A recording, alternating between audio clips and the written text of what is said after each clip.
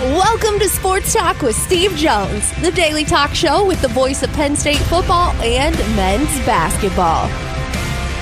You never know what special guest may stop on by any given day. Now here's the man of the hour, Mr. Steve Jones. All right, so back to work on this Monday. A lovely 70-degree, rainy, sad Monday. No, it's good. Mm-hmm. No, today's it's going to be nice this afternoon. Yeah, but right now it's rainy and sad. And it was like that all weekend here in Happy Valley. At last I checked, we aren't doing the show outdoors, so we're good. How do you know? Taking the show on the road, Steve. Sure. Mm-hmm. And now we get to the serious part of the playoffs. I mean, the Knicks went through the not-so-serious part. Yay. It is a very weird NBA playoffs because, what is it? The Celtics are like, I think it's for game one minus 1,800, which No idea what that for those wondering at home means to win $100, you need to bet $1,800 to win on the Celtics for game one. And that, of course, starts tomorrow for them. And the Knicks-Pacers, the Knicks are also favored very heavily against the Pacers, not as much as the Celtics are over the Cavs, but similar numbers on the East. And then the West is a crapshoot where the Timberwolves win game one in Denver, which is gigantic. The Nuggets have to fire back tonight, hopefully win game two. And then the Thunder and Mavericks, the Thunder are the one seed, and the Mavericks have been playing lights out and demolished the Clippers in the past couple games. So who knows about that one? Like the West is a toss-up, and the East feels like it's going to be New York versus Boston again, which everyone's excited for. So it's going to be a weird dichotomy in the playoffs. We'll take them out in 5. But the Celtics don't have Porzingis, which is a whole deal for them. Yes, they're 31-5 without him this year. All right, so okay. Just thought I'd mention it. What do you think? I show up at the show with no preparation? I just think if they don't have Porzingis against the Knicks, they will not have as much size. And the Knicks, as we've seen, cannot rebound anybody. He's out 2 weeks. But it is an Achilles issue, which they've said he's not playing this series pretty much at all. And there's a chance he misses part of the conference finals. So that could be big. That's all I'm going to say. He'll live. Okay. It's like, Mm-hmm. just, I mean, Tingus Pingus is scared about playing in New York. Somebody I'm going to say. Somebody like you, which hangs their hat on other people's misery and injuries, instead of having confidence in your own outfit. Am I the one who disrespects Jerry Valeri every week? I don't believe so. Okay. I'm going to give you a week. I'll ask you to come up with a list of what I'm supposed to respect. Mm-hmm. And I think in a week, you'll end up seeing things my way. Okay. Got it. You can't come up with anything right now, can you? This is mean. Other than the fact that he's your boss. Yes.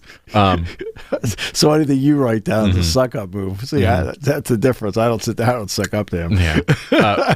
We talk a lot about the Nuggets on this show because of the easy connections we've got with them, with Calvin Booth, with Jalen Pickett and co. And did you watch any of game one, or did you see any highlights of it or anything about this first game at all?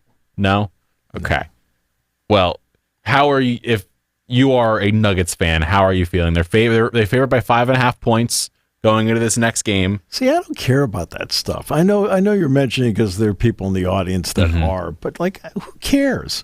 Like, I don't care if I'm out there and I'm broadcasting a game. Do you think I'm sitting there going, oh, they're up 6, man. If they can make a couple free throws, they'll clear 7. Hey, good teams win, great teams cover. Right. That is how it works, Steve. No. Good teams win. Great teams aren't in close games.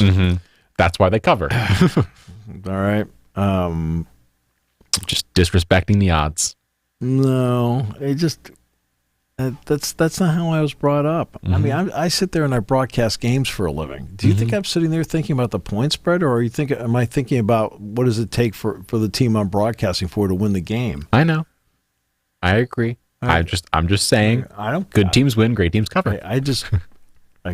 I have no interest in it. Like zero. For those wondering, I am here to anger Steve. No, I'm not even remotely. I'm not angry. I'm just saying that I have no interest in it. Mm-hmm. And by the way, ESPN Bet is losing money. Big time. Big time losing money. Okay? Like they are losing money. This is one of their big roll of the dice here to use the gambling. Because they bought Penn, they took it away from Barstool, they bought it, and they thought it was going to be big. And nope. So far, not great returns. There are a lot of things right now that aren't great returns. Yeah. Okay? That's not a great return. Mm-hmm. Peacock is not a great return. Paramount Plus is not a great return. ESPN Plus is not a great return. Yeah. Okay? Everywhere you look, all these things that they're trying, okay? Electric vehicles, not a great return. Right? Yeah. Okay? I was just literally at a dealership Saturday. I asked them I said, just out of curiosity, do you have any electric vehicles here? I said, I'm only asking just because I'm curious. He said, we stopped selling them.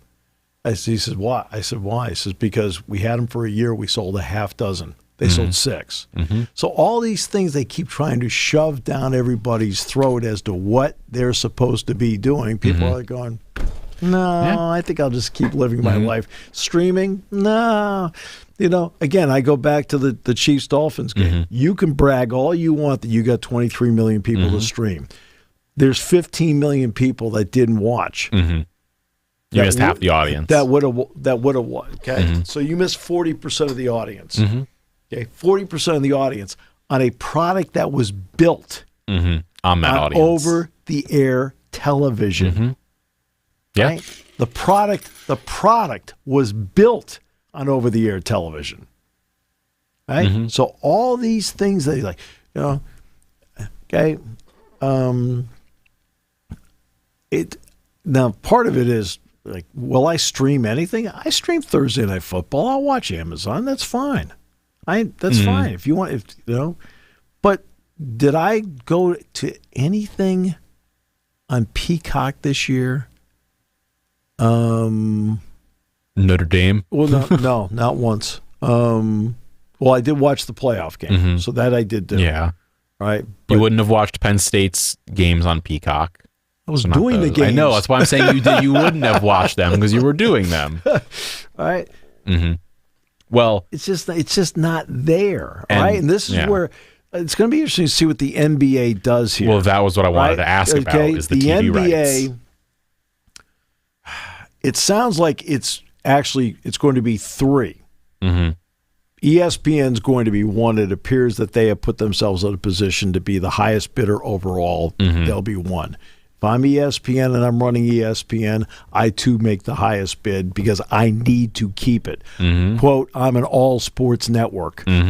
As an all sports network, I need to have. Okay? Remember I talked about properties that's nice to have and need to have. All right? This is a need. Well, the NBA is under the heaviest category of need to have, just like the NFL is above all. But they need to have it. So ESPN. Turner needs to have it. Well, that is. But NBC is supposedly bid right in the same neighborhood, if not slightly more, than Turner has to this point. And then the other package is going to be a streaming package. And I'm telling Amazon Prime Video apparently has a deal in place. I'm telling you right now, okay, that Amazon, my odds of watching an Amazon game, all right, unless it's like the 7th and deciding game of a playoff, are going to be long. Well, a lot of NBA fans just get themselves NBA TV instead or get themselves an NBA streaming package. They can watch their own games themselves in their own. Oh, I know people do that with baseball and football. And it makes sense. They do it that way. They get the local broadcasters. It works for them. And there's not a lot of people who will stream NBA games. I know, like, I did a little bit on TNT for the Knicks Sixers, the final moments of the game 6. I wanted to watch it. And I didn't have cable, so I had to watch a little bit of the game. I have cable, so I have no. See, that's one of the reasons why I don't need to go that way. But the game was on TNT, and I don't know if you and Jason talked about it last week, but I wanted to talk about it a little bit, which is the idea of how important the core of Ernie, Shaq, Chuck, and Kenny are. because I think, would you agree that they're probably the best studio show? I mean, they've won every award for it. They're the best studio show that sports currently has and has had for a decade at least. Yeah. Would you agree with that? Yeah. Yeah. Like, they are the best, and they are themselves something you want to watch. Yeah. That I love Malika Andrews. I love Richard Jefferson. I love Chiney. I love all the ESPN people. I'm not sitting at home wanting to watch them like Shaq or Charles Barkley or Kenny or Ernie, who I still think is one of the best broadcasters there is. Like, he is as amazing a human being as you can get. Yes. He is as good as you can get. And there is a reason that show wins awards. It's because they are good.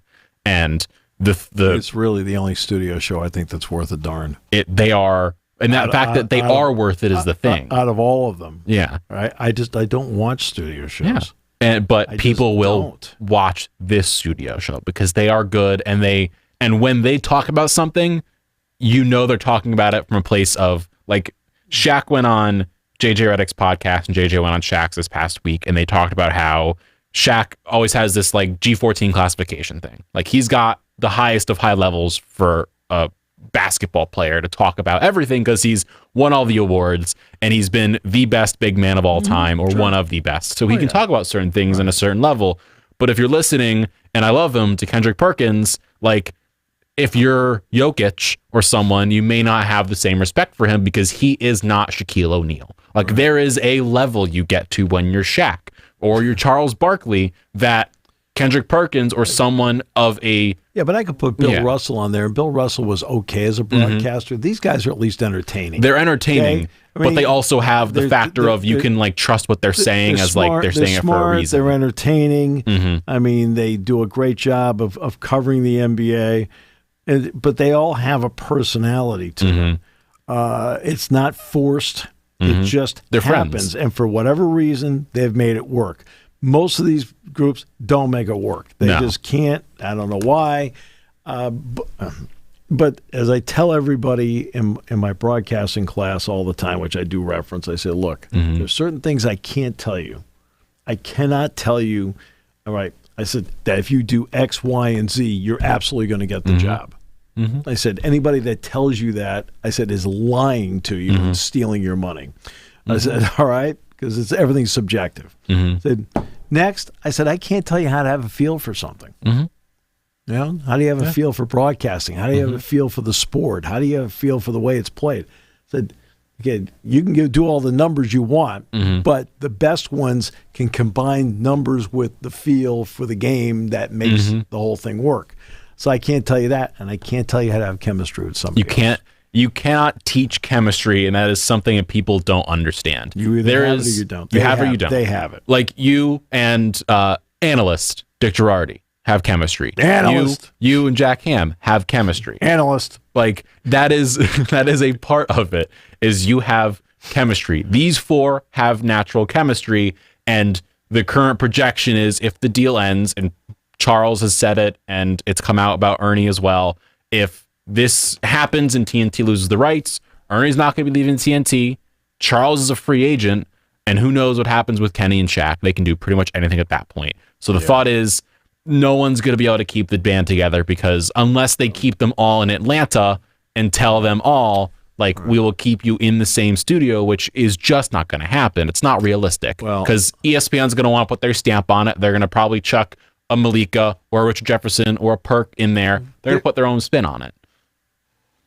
College Game Day has been really good. Okay, I don't watch it any longer. It just doesn't, But it was Corso and Herb Street and Reese and. Right. It's just, as time has gone, when they expanded to the extra hour, which if I'm running ESPN, I do. If I'm running ESPN, I expand an extra hour. Why? Because I can sell it. Yeah. Right? With complete ease. But the problem in expanding to an extra hour is that now it started diluting the content of the show. You had to spread it out over 3 hours and put in some other filler stuff that just is not of any interest to me. Yeah. Basketball game day is an hour, but look, I've got so many, games going on all the time. I don't, and I think they're good, but for the most part, let's give ESPN credit. Their studio shows are not very good. Mm-hmm. Their NBA studio show, not very good. Their NHL studio show, right? Mm-hmm. Okay, Major League Baseball, they stopped doing baseball tonight. Which is criminal to me. Their NFL shows, please. All right. Mm-hmm. For some reason, they don't have some sort of, for an all sports network, they don't know how to do, there's certain things they just don't, they're still trying to figure out how to do things. Well, it's not just that. Game day they've done great with. It's also, they are trying to have everybody replicate what this TNT crew inside the NBA crew does. Everyone's trying to replicate what they do, which is an impossible task because no one is going to be these people. And I part of my thing about it is the fact that like when I am listening to the Manning cast and I'm hearing Peyton or Eli talk about something in a certain way in terms of a quarterback and what they're seeing and what they're doing on the field, I'm listening to it. Not just because they were quarterbacks, because they were the best, because they won at the highest level. There is a level of respect you get and a level of confidence listeners have when they're watching someone who was the best at their sport. Peyton Manning, top 10 all-time quarterback. Where you have him on that list is up to you. But he's a top 10 quarterback all time. Eli Manning, you got to respect because the dude won Super Bowls. So they both got a certain level of respect to them. I like options, okay? Mm-hmm. And that options are great. It doesn't mean I've never watched the Manning cast. Yeah. I just rather watch the game. Well, I know, but my point is in a more traditional way. Yeah. And everybody tells me it's terrific, but I don't have an interest in it. But I like the fact that the option is there for people. But my point is like people, if they do turn them on and listen to them, there is a very high respect level for what they're saying. Sure. What we saw at the draft coverage this past few weeks with Nick Saban and then with Belichick, the pair of them, when they spoke, people listen because there is this person knows what they're talking about because they've been there, they've done that. And with like Shaq and Chuck, not only are they great broadcasters, but they've also been there and done that. Mm-hmm. That I know when Shaq says he's got to be more dominant, he's telling the truth because he has been in that position and he has said exactly what he's got to do to get better. Same with Charles. And there is just a dry period of years where there's not a star who has transited over yet to broadcasting who is on that same level, which is where I think a bit of the issue is, where we're waiting for the next person on that level. Maybe it's a LeBron. Who knows? Maybe it's Dwayne Wade who's come in a little bit. Maybe it's someone of that caliber who comes in, is a good broadcaster and translates over. Like I love Jamal Crawford, I love Richard Jefferson, I love all these people, but there is a level of trust you have when you're listening to Shaq say, that big man needs to do X, Y, and Z, or he's not doing enough for his team, because Shaq literally had to do it for his team. I just want to watch the game. I know, but like it helps make a good studio show when the guys are talking about it and dissecting it, and you can say, I can trust them because they're as good as they are. Okay, here's am I wrong for saying that? Okay, here's the issue. Mm-hmm. Okay, that I have, and it's completely different than everybody else. Mm-hmm. Okay, for the most part, they don't say anything that I haven't been around and seen. Mm-hmm. So I don't learn anything from it. Mm-hmm. That's fair. I mean, but again, I'm in a different spot. I mean, okay, so let's look at the audience. Okay, how many practices has the audience ever attended total in their lifetime? Not a lot. 2. Okay, right. I'm saying though, right? Well, I was probably at 80 some odd basketball practices, besides games this year. 80 some odd football practices besides games this year. So you pick up a little here, a little there, a little here, a little there. You listen to what the coaches are saying, so on and so forth. So I'm not going to sit there and watch a studio and go, oh, wow. Did not get that. Never knew that. Yeah, I know. Per year. I know. Not just 1 year, like per year. And so there's nothing I'm going to sit there.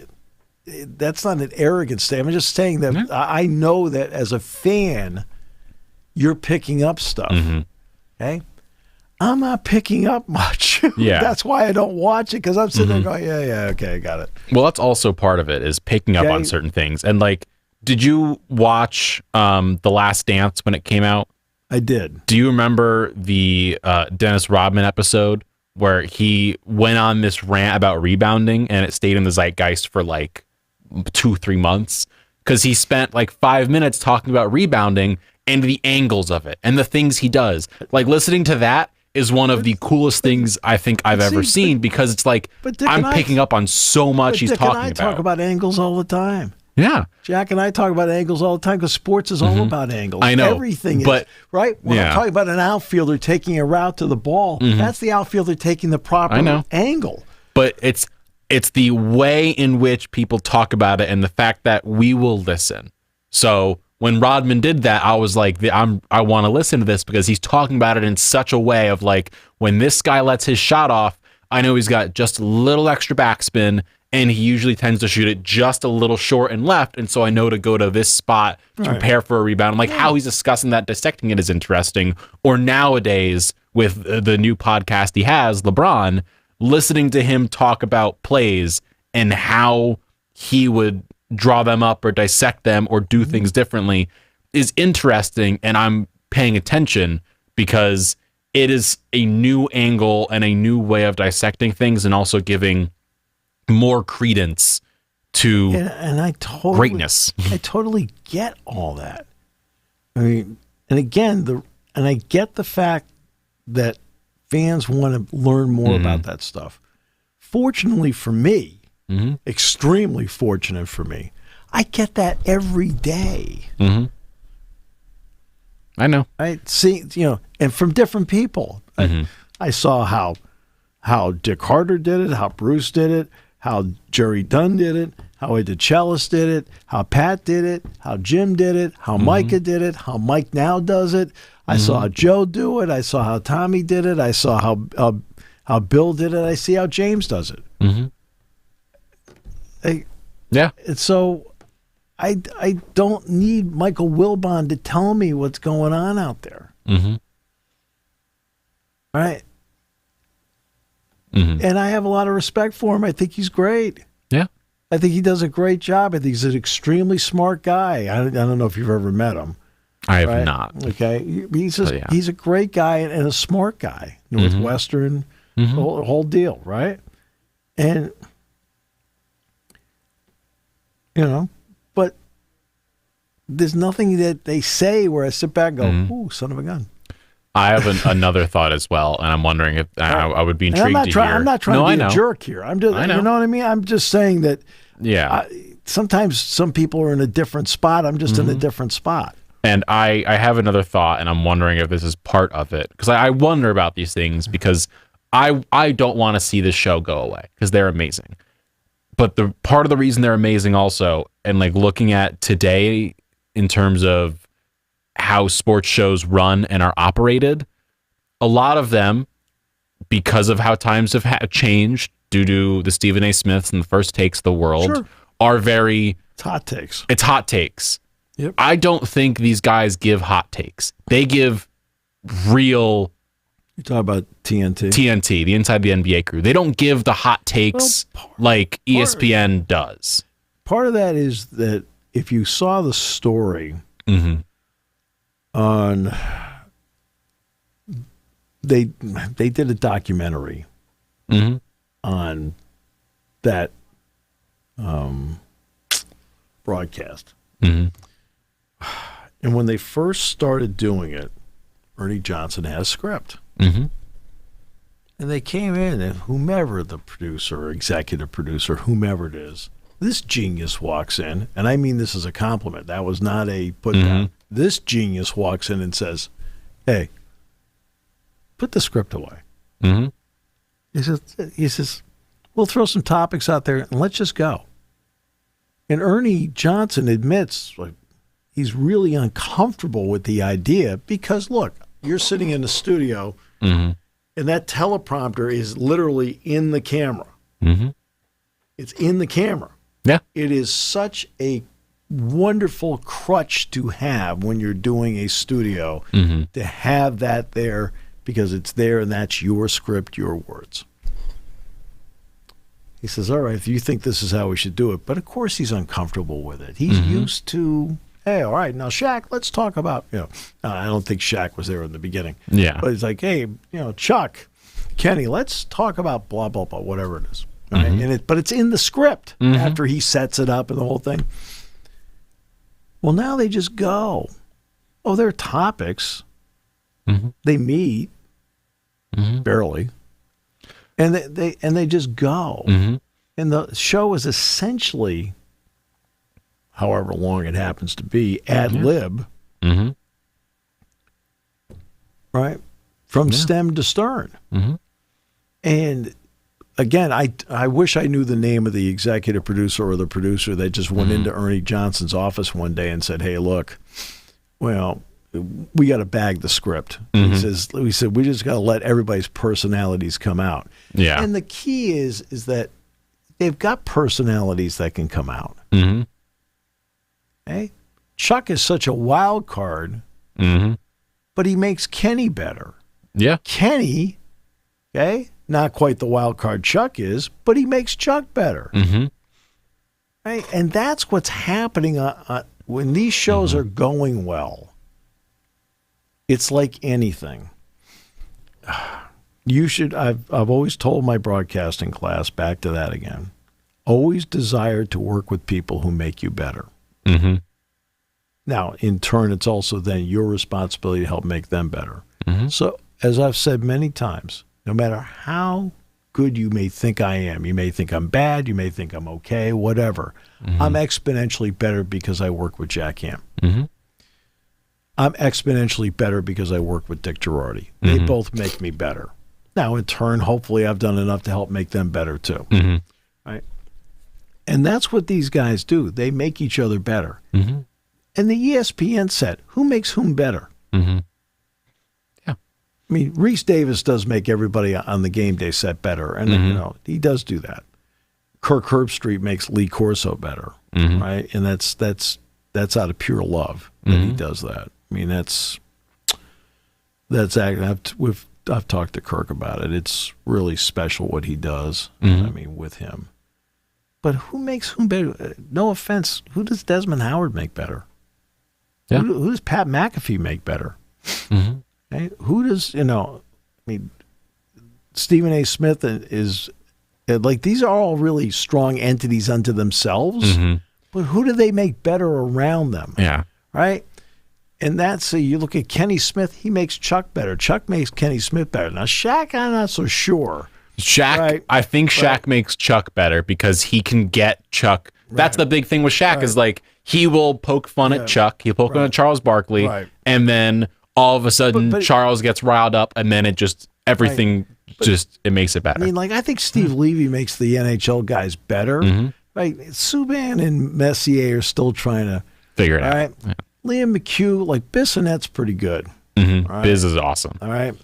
Liam McHugh is a terrific studio host, does a great job. But it's like, and they have the same thing. They're loose. They're loose on that NHL set, right? The NFL, Monday Night Countdown is just, I'm sorry. I mean, it is no appointment needed. It's not appointment television.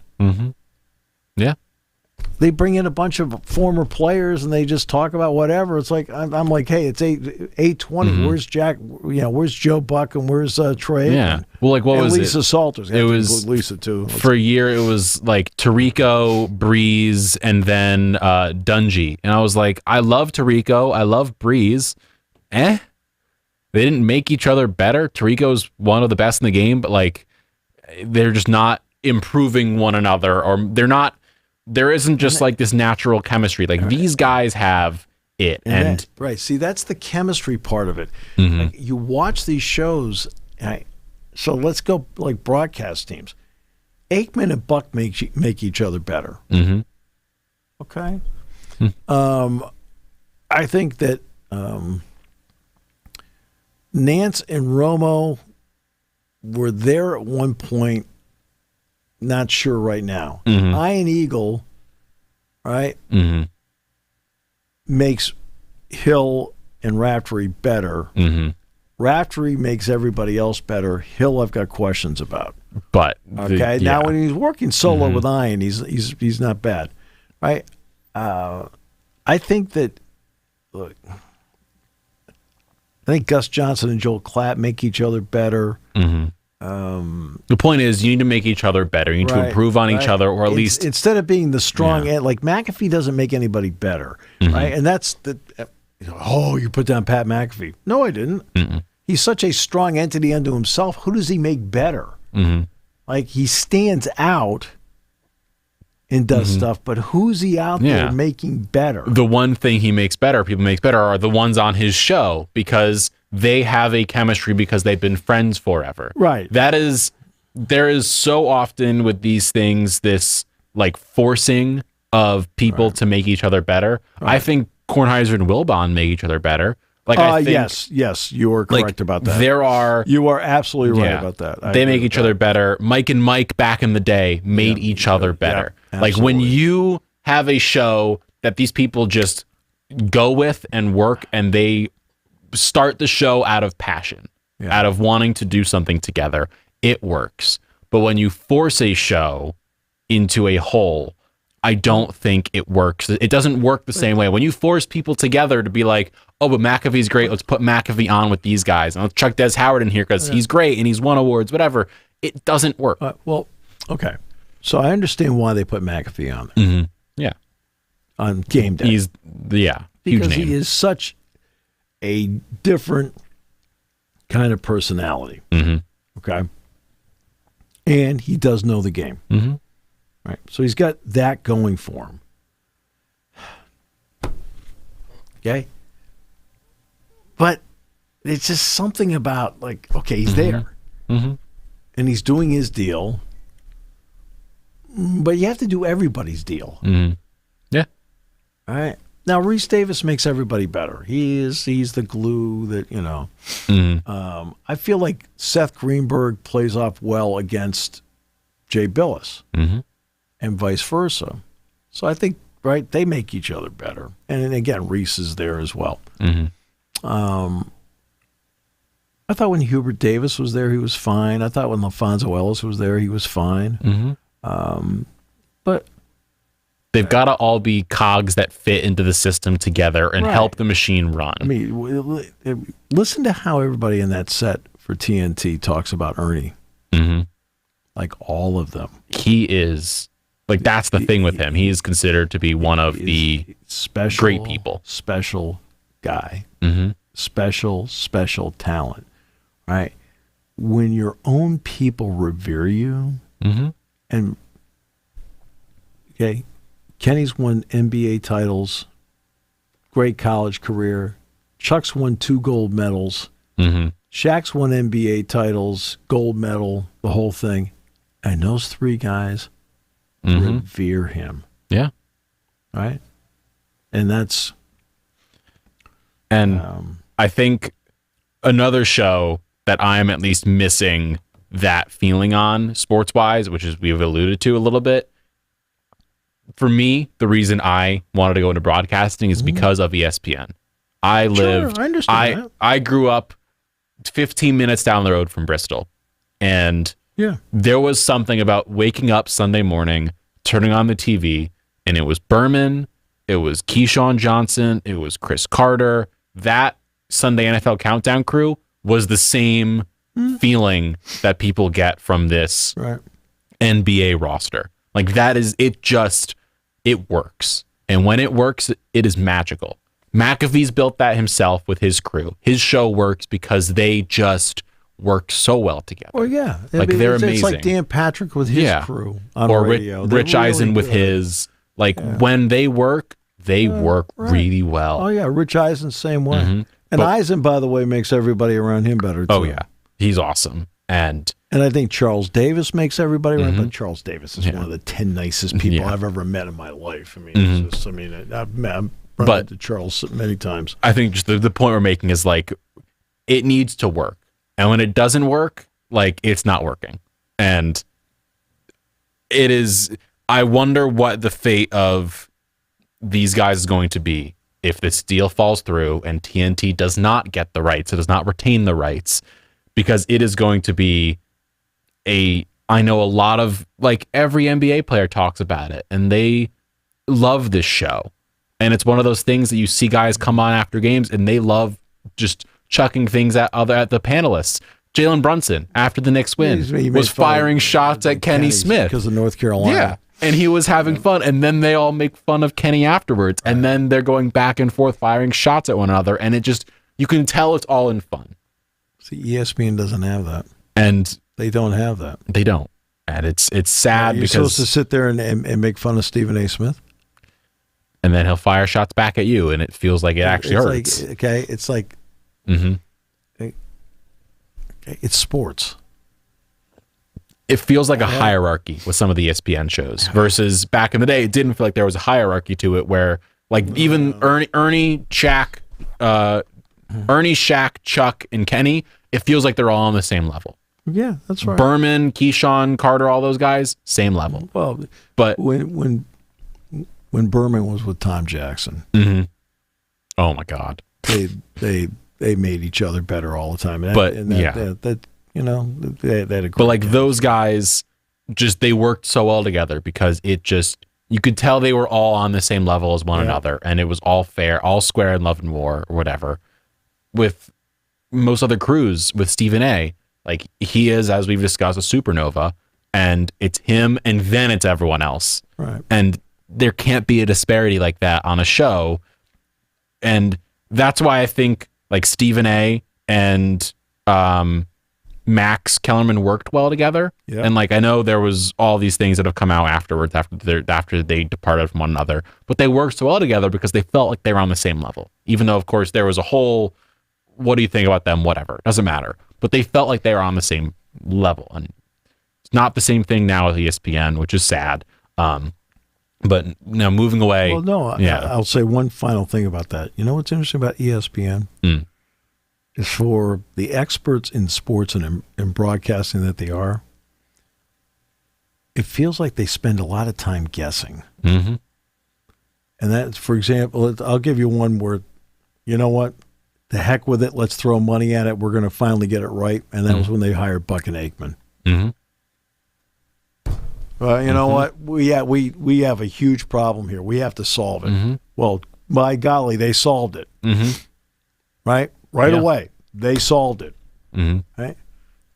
They haven't solved all the other problems. And if, let's say they got the NBA rights, and let's say TNT loses it, they're not going to hire the inside the NBA crew, and they're going to force their own crew in, and it's going to be a painful transition. I mean, Fowler, Herb Street are fabulous together. No getting around it. Yeah. They are. Dan Schulman, it's too bad that I think that his schedule is so, because he and Billis are great together. So they're tremendous. And with all due respect, because I personally like Carl Ravitch, but I think Schulman's a special broadcaster on Sunday Night Baseball. If you're not going to have John Miller there, John Miller, Joe Morgan, if you're not going to have that, Schulman as the lead, and they should have given him somebody. Yeah. Right. Again, there's certain things they struggle with. And it's interesting that I always feel like there's certain things, like, especially in their studio stuff, where they're guessing.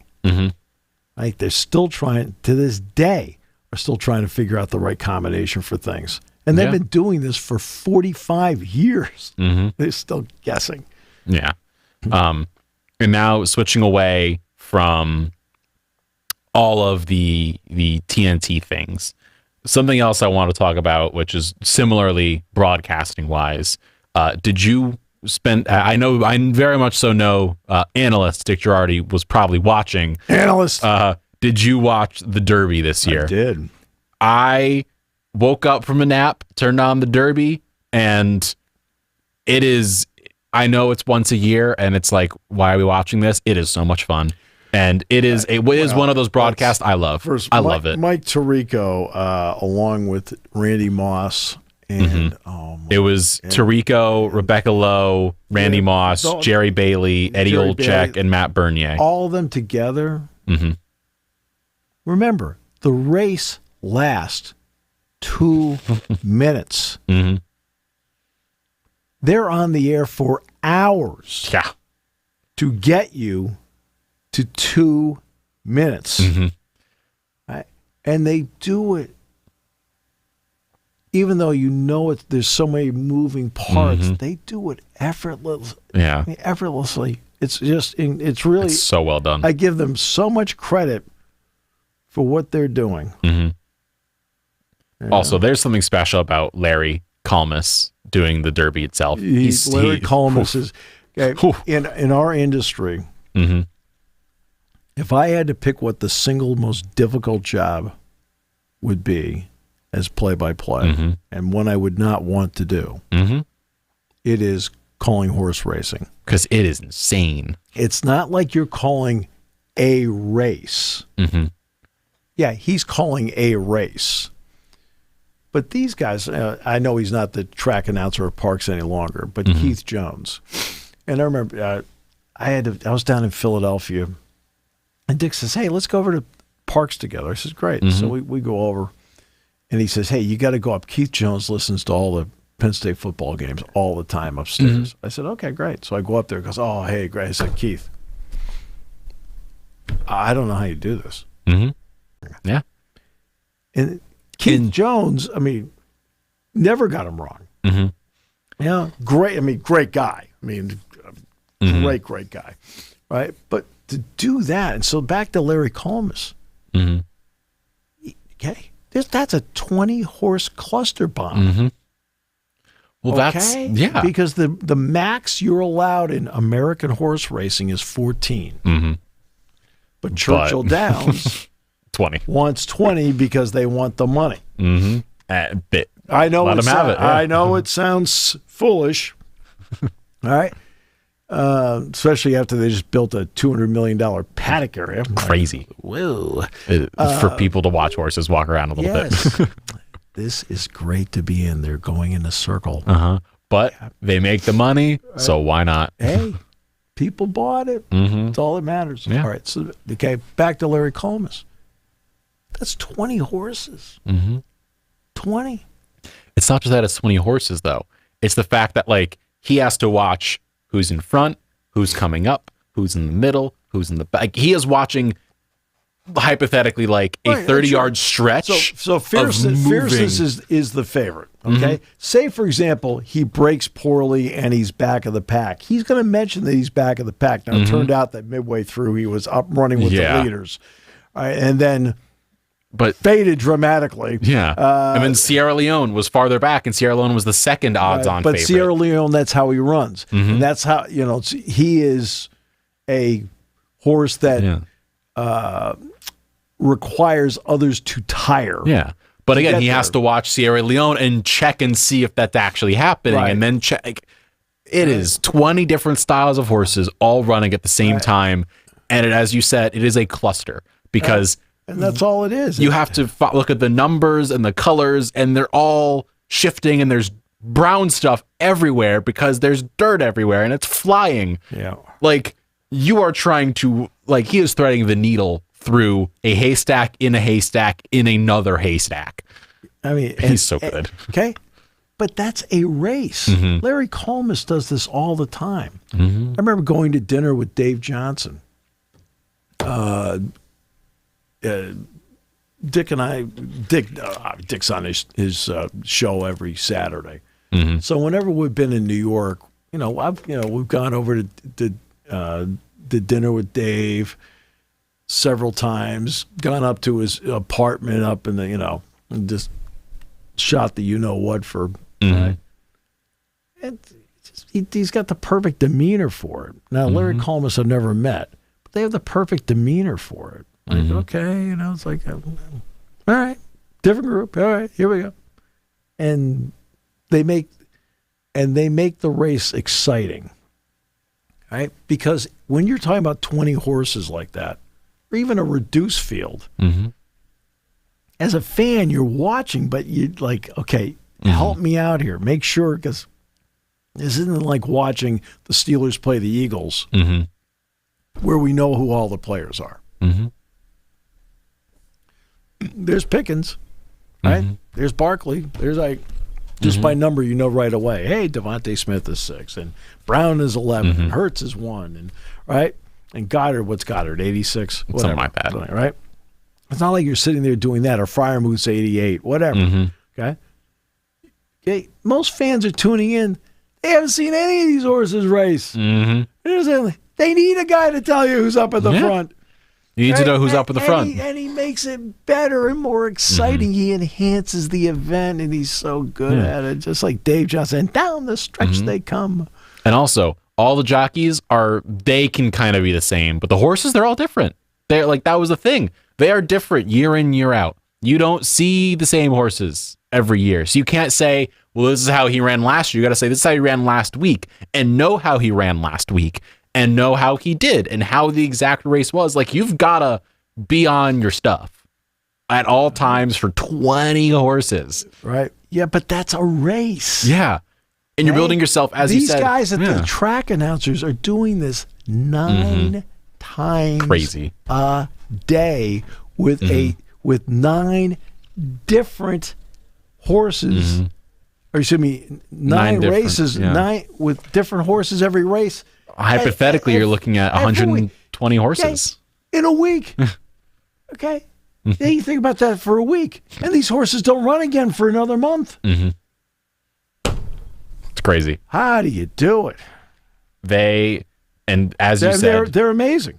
And you can't get it wrong. That 2-minute stretch, like, there is a reason horse racing is and was the really big first betting place. Like, there's a reason horse betting's a thing. I've even placed bets on horses before. I did it back in 2009, I think, with my grandfather. I placed a bet on a horse called 4 Gifts, and 4 Gifts won, and I made $42 or whatever it was.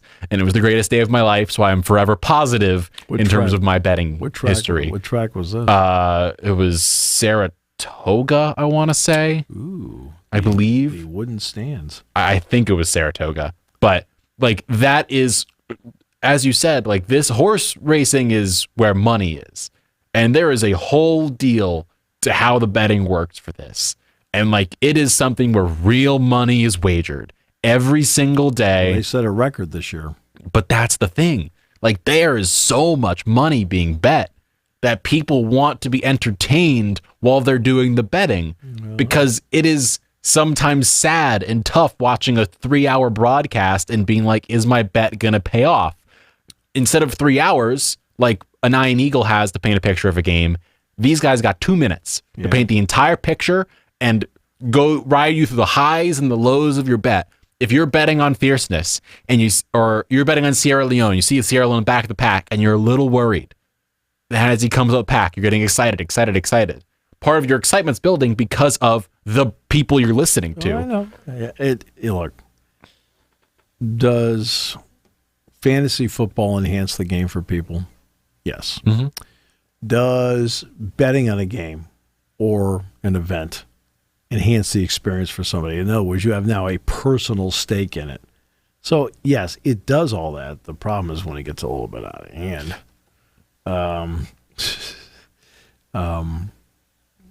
And it can get out of hand. It can. But as we all know, it can. Yes. But the Kentucky Derby was very fun to watch. It was very amazing to watch Mystic Dan win. And speaking of close races, did you also see what happened in, I think it was Kansas in the NASCAR Cup Series? Kyle Larson won with 0.0001 seconds. So not only did Mystic Dan win by like a Lightning McQueen tongue length, but then Kansas has the same thing happen where another race is won by the most infinitesimal of margins. And that's the fun thing about this, is you have these races where you'll see someone smoke the pack and win by like 5 lengths, and then you'll see this where it's won by margins. And I know we talk about how we hate watching the whole like reviews in soccer and you're looking for the finest of margins. The best sport when it comes to fine margins is horse racing. They've got that thing down to a science. Yeah. You could tell though, live. Oh yeah, not live. Yeah, live. You can most of the time tell. Yeah, but I could tell live that he won. Then when they showed their raw photo, which was not the official one, you're like, yeah, he won. Right? Then they showed the actual one, and you're like, oh, yeah, okay. But then sometimes you see the video footage they have of like that split second where they're coming down shutter by shutter, and it's like, oh, this was like that close. It is a razor thin margin. And so they have it down to a science, and I appreciate them very highly and very thoroughly. And it is fun, and horse racing season's the best. Do you own any Kentucky Derby hats, if I may ask? Any major hats, major ploufs up there? I'm thinking that is a no. Are you all right? I have to ask. I want to know if you have a hat or not of that caliber. You seem like a man with a very fine hat, Steve. I'm trying to compliment you. Are you insane? Well, yes. I'm a Saints fan. Of course I'm insane. No. So you don't have a very cool hat? No. Got it. Well, what would I do with it? Wear it to a Kentucky Derby party, Steve. No. The race lasts 2 minutes. I don't know. Maybe you're a really big hat collector. I thought you would be. That's my fault. I mean, it's like I think I tuned in like 30 minutes before. Gotcha. Okay. Well, it's like, okay. And then they did the 2 minutes. Like, okay, let's check out the review. Got it. Yeah. Okay, done. Moved on. Okay, fair. Yeah, went to Game 7 of the Bruins and the. And we'll end with this. I want to shout out real quick the Madison Square Garden and TD Garden grounds crews, I guess you'd call them, because every single day this week there is a playoff game in those buildings. Right. Each stadium has a home playoff game. Each arena, yeah. That is going to be every night they have to change the courts. Well, which is so absurd. Right. And I've already I told you about the BU basketball story. Like the game's at 7:30. We're on at 7:00, and the BU hockey team is still out there. I'm like, I said, "Is this where the game is?" They said, "Yeah." I said, "Oh." They have this down to a science. Well, so Dick and I are doing a game at Barclays Center. I guess your beloved Syracuse team, Penn State, won easily. Really was not much of a game. And they changed the court out because the Nets played in the afternoon, and they had to change the court from the Nets court to the college basketball court. Most places don't do that, but these guys do. And so Penn State had to warm up in the Nets practice gym, right, which is in the back of the building. It's not like there. They had to go to Secaucus to do it. I mean, and so, in fact, that's where we did the pregame show. But, and they're all union guys. Okay, so the Garden, both TD Garden and Madison Square Garden, same like the Barclays Center, they're all union guys. Right? And at one point, they stopped working. Like, I'm doing the pregame show. I said, "Geez, Dick." Dick says, "I think they're on break." I said, "I think it's mandated they have to be on break." He goes, "They know the game's at 7:00, right?" I said, "I'm guessing so." So like, yes. I just wanted to shout them out a little bit because they're going to be doing some crazy work this next week in each location. They're good. Look, they work hard. They're good people, and hey, it's what they signed up to do, so now they have to do it. I've seen them change over Madison Square Garden from Ringling Brothers, Barnum and Bailey to basketball. Right? I've also been in there after the Ringling Brothers show, and smells interesting. Wow. Wow is right. And wow is what I'll say tomorrow when we're back here on air on Sports Talk with Steve Jones. Like, wow. Thank you for listening to Sports Talk with Steve Jones, a 7 Mountain Media production. Come back at 11 every weekday for analysis of the latest happening in the sports landscape. From college football to European soccer, Steve and Kyle cover it all on